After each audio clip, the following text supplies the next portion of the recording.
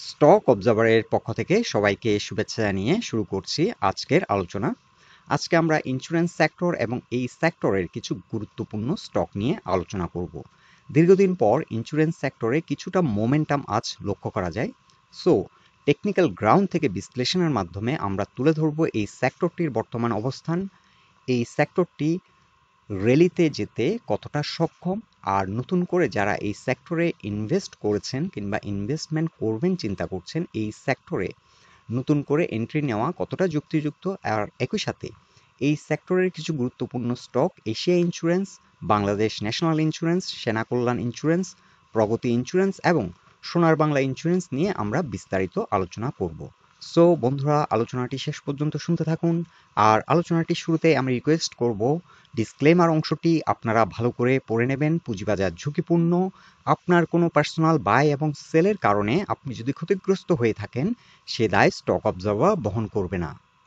শুরুতে আমরা general insurance সেক্টরের একটি মান্থলি চার্ট নিয়েছি এবং এই চার্টে আমরা দেখতে পাচ্ছি যে ইন্স্যুরেন্স সেক্টর কিন্তু একটা লং র্যালি করেছিল, আর এরপর একটা লং কারেকশনও আমরা দেখতে পাচ্ছি। সো একটা সাবস্টেন্সিয়াল কারেকশন এখানে হয়েছে, আর দীর্ঘদিন ধরে এই সেক্টরটি কারেকশনে থাকার কারণে এটাতে কিন্তু একটা ডিপ্রেশন কাজ করছে। অনেক ইনভেস্টর যারা বিশেষ করে 60 থেকে 70 এই জোনটিতে ইনভেস্ট করেছিলেন, তারা কিন্তু এখনও আন্ডার দ্য ওয়াটার।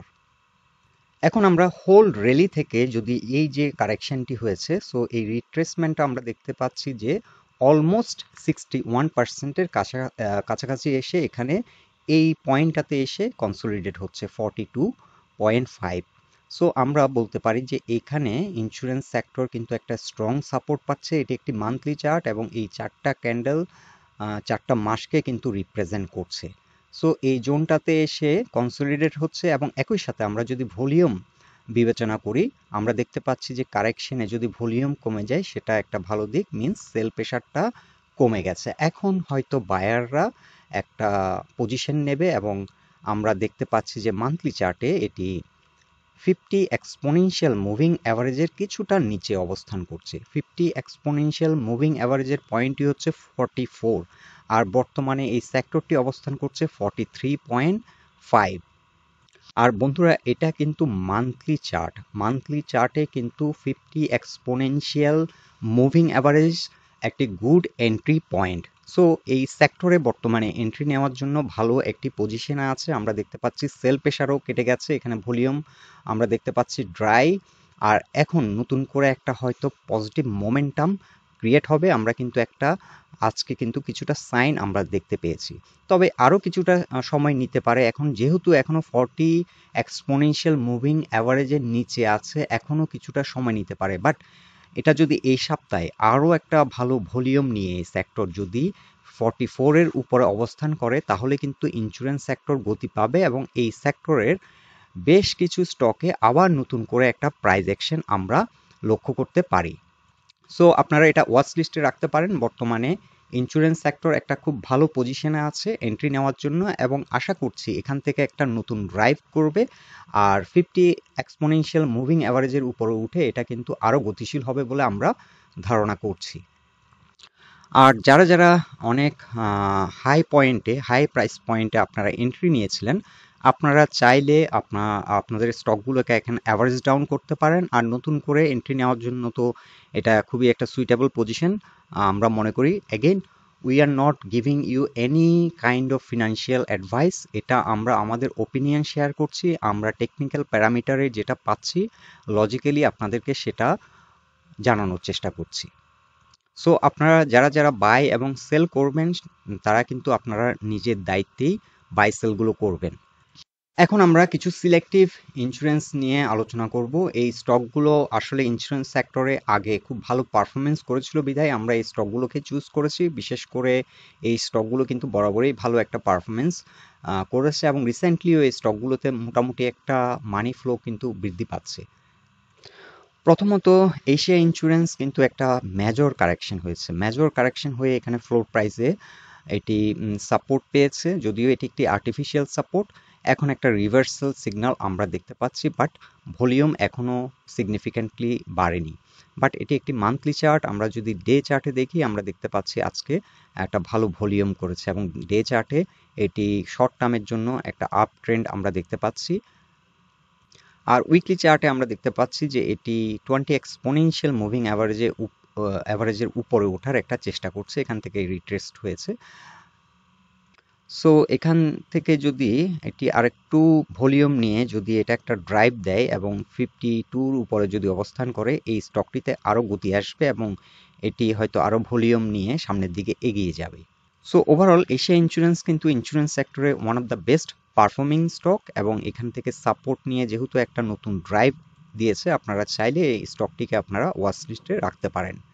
আর অবশ্যই এই যে রেসিস্ট্যান্স পয়েন্টগুলো, এখন এইখানে যে রেসিস্ট্যান্সগুলো আছে 55 কিংবা এই পজিশনে এখন একটা রেসিস্ট্যান্স ফেস করছে, এগুলো কিন্তু মেজর কোনো রেসিস্ট্যান্স না। এগুলো যদি ইন্স্যুরেন্স সেক্টর একটা মোমেন্টাম ক্রিয়েট করে এবং যদি একটা নতুন করে একটা ড্রাইভ হয়, তাহলে কিন্তু এই রেসিস্ট্যান্সগুলো খুব ইজিলি ব্রেকআউট করে এগিয়ে যাবে। এখন আমরা Bangladesh national insurance company limited এই স্টকটির উইকলি চার্ট নিয়েছি, এবং এখানেও দেখতে পাচ্ছি স্টকটিও সেম এশিয়া ইন্স্যুরেন্সের মতো একটি কারেকশন হয়েছে। দেখুন এটিও 61%-এর নিচে অবস্থান করছে। সো এটিও এন্ট্রি দেওয়ার জন্য একটি ভালো পজিশনে আছে, এবং এই স্টকটি আজকে 20 এক্সপোনেনশিয়াল মুভিং অ্যাভারেজের কিছুটা উপরে অবস্থান করছে উইকলি চার্টে। সো এটি একটি ভালো দিক, কিন্তু ভলিউম এখনও আমরা দেখতে পাচ্ছি যে সিগনিফিক্যান্টলি তেমন বাড়েনি। তবে at the end of the week আমরা হয়তো এখানে টোটাল ভলিউমটা আমরা দেখতে পাবো। এখন আমরা যদি ডে চার্টে দেখি, আমরা দেখতে পাবো যে ভলিউমটা আজকের দিনে বেড়েছে। সো ভলিউম নিয়ে একটা প্রাইস অ্যাকশন হয়েছে, এটি একটি ভালো দিক। আর একটি ব্যাপার হচ্ছে, এই স্টকটি এখানে একটি ট্রায়াঙ্গেল প্যাটার্ন ক্রিয়েট করেছিল এবং একটা ট্রায়াঙ্গেল ব্রেকআউট করেছে। সো এই ব্রেকআউট করে অনেক সময় রিটেস্ট দিতে পারে, অথবা এটি সামনের দিকে এগিয়ে যেতে পারে। তবে এখানে এখনও এটি 50 এক্সপোনেনশিয়াল মুভিং অ্যাভারেজের এটি 50 এক্সপোনেনশিয়াল মুভিং অ্যাভারেজের নিচে এবং 200 এক্সপোনেনশিয়াল মুভিং অ্যাভারেজেরও নিচে। সো উইকলি চার্টে 200 এক্সপোনেনশিয়াল মুভিং অ্যাভারেজ একটি বেস্ট এন্ট্রি পয়েন্ট। আর এটি যেহেতু একটি best performing stock in insurance sector, আপনারা এই স্টকটিকে আপনাদের ওয়াচ লিস্টে রাখতে পারেন। এখন আমরা সেনা কল্যাণ ইন্স্যুরেন্স কোম্পানি লিমিটেড এটির উইকলি চার্ট নিয়েছি। এটি একটি নিউ ক্যাটাগরি স্টক, এবং এটি কিন্তু এসে নতুন সেকেন্ডারি মার্কেটে এসে একটা বেশ ভালো পারফরমেন্স করেছে। 93 পর্যন্ত এটি একটা র্যালি করেছিল, এবং র্যালি করার পর এখন আমরা দেখতে পাচ্ছি একটা লং কারেকশন, এবং ফ্রম দ্য হোল র্যালি আমরা এটা দেখতে পাচ্ছি এই স্টকটিও কিন্তু 61%, অলমোস্ট 61%-এর মতো রিট্রেস করে আবার নতুন করে একটা রিভার্সাল আমরা দেখতে পাচ্ছি, এবং উইকলি চার্টে পিভট পয়েন্টের উপরে অবস্থান করছে বর্তমানে। সো এটিও খুব ভালো একটা পারফর্মিং স্টক, এবং এটি নতুন এসে খুব ভালো একটা পারফরমেন্স করেছে, এবং অনেক রিসেন্টলি আবার এই স্টকটি দেখুন নতুন করে কিন্তু এখানে একটা ভালো মানি ফ্লো নিয়ে কিন্তু আবার নতুন একটি ট্রেন্ড ক্রিয়েট হচ্ছে। সো এই স্টকটিও আপনারা চাইলে আপনাদের ওয়াচ লিস্টে রাখতে পারেন। আর এই স্টকটির যে রেসিস্ট্যান্স পয়েন্ট যদি আমরা বলি, সেক্ষেত্রে 76 এখানে একটা রেসিস্ট্যান্স ফেস করবে, এবং এরপরে 86 এই পজিশনে এসে কিন্তু মেজর রেসিস্ট্যান্স ফেস করবে। তবে যেটি খুব গুরুত্বপূর্ণ দিক, সেটি হচ্ছে যদি আমরা ওয়েভ অ্যানালাইসিস করি, এলিয়ট ওয়েভ কনসেপ্ট থেকে যদি এটাকে আমরা দেখি, তাহলে এটা এখন নতুন করে থার্ড ওয়েভ রান করছে, এবং থার্ড ওয়েভ কিন্তু অনেক দূর যেতে পারে, লাইক 100 ক্রস করার একটা পসিবিলিটি আছে। এখন আমরা প্রগতি ইন্স্যুরেন্স এই স্টকটির উইকলি চার্ট নিয়েছি, এবং এটিও আমরা দেখতে পাচ্ছি যে একটা মেজর কারেকশন হওয়ার পর এখন নতুন করে একটা রিভার্সাল আমরা দেখতে পাচ্ছি, যদিও আমরা ভলিউম কিন্তু এখনও সিগনিফিক্যান্ট ভলিউম আমরা দেখতে পাচ্ছি না। তবে আজকের ডে চার্টে যদি আমরা দেখি, আজকের দিনে কিন্তু বেশ ভালো ভলিউমেই কিন্তু এই স্টকটি লেনদেন হয়েছে, এবং প্রাইস অ্যাকশনও আমরা দেখতে পাচ্ছি। এই যে রিসেন্ট যে ভলিউমগুলো, সেগুলো হচ্ছে কিন্তু অলমোস্ট 3 টাইমস হাই ভলিউম নিয়ে কিন্তু একটা প্রাইস অ্যাকশন করেছে, এটি একটি ভালো দিক। বাট উইকলি চার্টে আমরা ভলিউমটা দেখছি না, কারণ উইকলি চার্ট কিন্তু 5 দিনের যে টোটাল লেনদেন সেটাকে রিপ্রেজেন্ট করে। সো আমরা at the end of the week আমরা হয়তো এখানে একটা বড় একটা ভলিউম বার আমরা হয়তো দেখতে পাবো। সো এই স্টকটির ক্ষেত্রেও আমরা একটি প্যাটার্ন আইডেন্টিফাই করেছি, সেটি হচ্ছে ট্রায়াঙ্গেল প্যাটার্ন, এবং ট্রায়াঙ্গেল প্যাটার্ন ব্রেকআউট করেছে এবং একটা ভালো প্রাইস অ্যাকশনও আমরা দেখতে পাচ্ছি।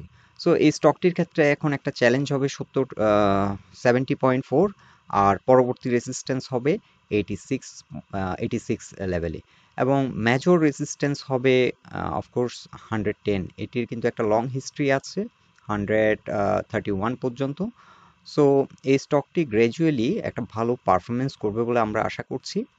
সো এই স্টকটিও আপনারা চাইলে ওয়াচ লিস্টে রাখতে পারেন। এখন আমরা সোনার বাংলা ইন্স্যুরেন্সের একটি উইকলি চার্ট নিয়েছি, এবং এখানে আমরা দেখতে পাচ্ছি এই স্টকটিও কিন্তু একটা মেজর কারেকশন হওয়ার পর এখন এখানে আমরা একটা বলতে পারি যে একটা ফ্ল্যাট কারেকশন দিয়েছে। ফ্ল্যাট কারেকশন দিয়ে একটা রিভার্সাল করেছিল, কিন্তু আবার একটা হয়তো রিটেস্ট এখানে করছে, এবং এখান থেকে আবার হয়তো একটা নতুন র্যালি হওয়ার সম্ভাবনা আছে। আমরা যদি ডে চার্টে দেখি, ডে চার্টে কিছুটা ভলিউম বৃদ্ধি পেয়েছে, তবে স্টকটি এখনও কিন্তু ডে চার্টে পিভট পয়েন্টকে অতিক্রম করতে পারেনি, যদিও আজকে 20 এক্সপোনেনশিয়াল মুভিং অ্যাভারেজকে ক্রস করেছে এবং উপরে অবস্থান করছে, কিন্তু এখনও পিভট পয়েন্টকে অতিক্রম করতে পারে নাই। সো পিভট পয়েন্ট যদি এটি অতিক্রম করে, এই স্টকটি কিন্তু ভালো প্রাইস অ্যাকশন হতে পারে, আর ইন্স্যুরেন্স সেক্টরে এই স্টকটি বরাবরই ভালো একটা পারফরমেন্স করে। সো আপনারা এই স্টকটিকেও চাইলে ওয়াচ লিস্টে রাখতে পারেন, এবং এটি এন্ট্রি দেওয়ার জন্য মোটামুটি একটা ভালো পজিশনে আছে। তবে আর একটু টাইম নিতে পারে, যেহেতু এটি উইকলি চার্টে এবং ডে চার্টে দুটোতেই পিভট পয়েন্টের নিচে অবস্থান করছে। পিভট পয়েন্টের উপরে এটি যদি অবস্থান করে, তাহলে এই স্টকটির ক্ষেত্রে আবার নতুন করে একটা মোমেন্টাম ক্রিয়েট হবে, এবং প্রাইস অ্যাকশনও আপনারা এটা রিফ্লেকশন দেখতে পাবেন।